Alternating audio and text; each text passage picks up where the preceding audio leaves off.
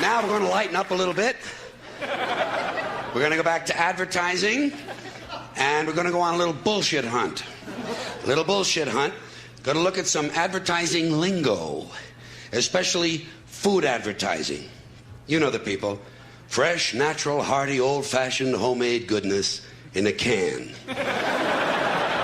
That kind of stuff. So let's take a look. Let's take a look at some of these words. Old-fashioned. When you hear old-fashioned, you're supposed to think, oh, this goes back to the old days. Right. The old days. Before we had sanitation laws. Before hygiene became popular. Back when botulism was still considered a sauce. Old-fashioned is supposed to give you a warm feeling. Make you think about your grandmother. Well, I don't know about you, but when I'm picking out food, I don't want to be picturing 90 pounds of wrinkles in a black dress with a big hairy mole sticking out and an infected lip. Old-fashioned. Then you have homemade. Homemade. You see this on the packages in the supermarkets. Folks, believe me, it is physically impossible for a food processing plant to produce anything homemade. I don't care if the CEO is living in the basement and cooking on a hot plate. It's not gonna happen. And you shouldn't be eating processed foods and packaged foods anyway. They're no good for you. You know how I stopped eating processed foods? I started picturing the people who were doing the processing. Next time you're in the bus and you see some guy with gangrene on his hands, just picture him on the assembly line putting little pieces of chicken in a box. That'll cure you. Then go home and eat some fucking grapes. Homemade. You see homemade in the restaurants, too. Homemade soup. I don't care how much the amphetamine-driven waitress with the Marlboro lines in her face reminds you of your mother, the soup is not homemade. Unless someone is living in the kitchen. And if that's the case, I want to get a good look at this motherfucker.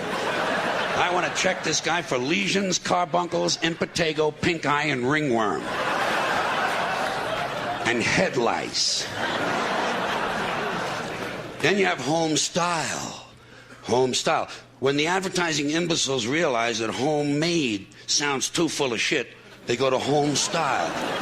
Home style flavor. Oh, whose home are we talking about? Jeffrey Dahmer's? Believe me, there's nothing home style about the boiled head of a Cambodian teenager, okay? Even if you sprinkle parsley on the hair.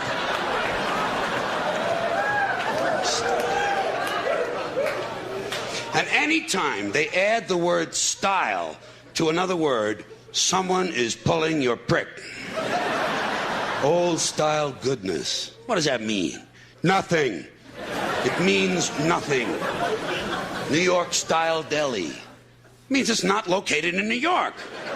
That's all it means, or they wouldn't have to say it in the first place. It's located in Calgary, and the owner is from Hong Kong. And the food tastes like things that the Bangladeshis throw away. Chicago-style pizza means the night manager once changed planes at O'Hare. Family-style restaurant. You know what that means? It means there's an argument going on at every table. Two people are crying, and the eldest male is punching the women. Family style. Family style. Then you have gourmet. Here's another word the advertising cretins have completely wiped their asses with. Gourmet. Gourmet dining in a cup. Gourmet cuisine in a can. By the way, whenever you hear cuisine in place of food, be prepared to pay an extra 80%. Gourmet rolls, gourmet coffee, gourmet pizza. These things do not exist. You want to know what gourmet food? Toasted snail penises. Candied moose balls. Deep dish yak dick. Gourmet. Here's another full of shit food word. Hearty. Hearty. Soup is hearty. Breakfast is hearty. You know what I do when I hear the word hearty? I look at the label. 300 grams of saturated fat. Hearty, as in heart attack. It's the same with buttery and lemony and chocolatey. Real chocolatey goodness. You know what that means? No fucking chocolate.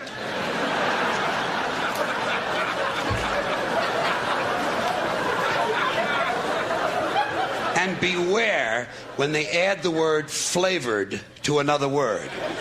Lemon-flavored drink. No fucking lemons. As a pet food now refers to itself as a chicken-flavored treat. Well, a dog doesn't know what chicken is. He might like it if you give it to him, but he's not going to say, oh, good, I was hoping we'd have chicken again. And by the way, chicken-flavored treat? Right. No fucking chicken. And zesty and tangy. Zesty and tangy are not real words that normal human beings use in conversation. They're advertising words. Do you ever have someone turn to you and say, this is real zesty? And tangy, too. Now, one more food word before I completely change the subject on you. Natural. This is directed to all you health food fiends and environmental nitwits and yuppie cocksuckers who are running around in your natural fibers. Your natural fibers. The word natural is completely meaningless.